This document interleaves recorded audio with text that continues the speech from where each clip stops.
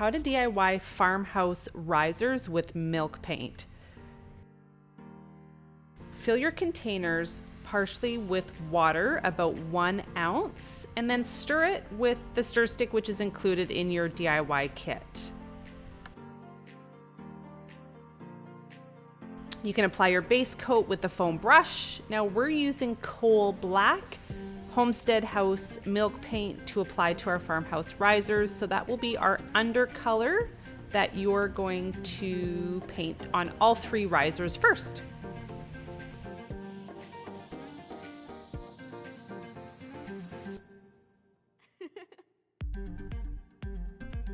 So after you do all 3 risers, you will need to let it dry completely, which will take about 15 to 20 minutes. Once it's completely dry, you can use the same step as you did with coal black to add water to the container and then mix it well before you apply your second coat on your risers.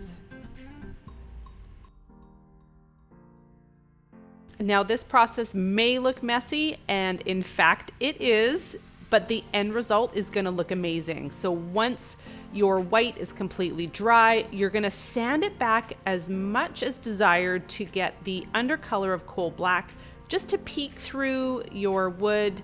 Now you can distress as much or as little as you want.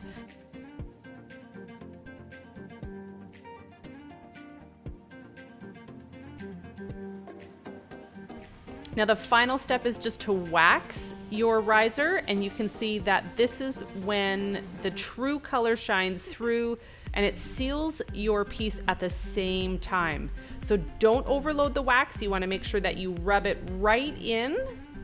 You will have extra left over from your kit, but as you can see, this Farmhouse Rustic riser is going to be a great piece for your home for your tiered tray kit.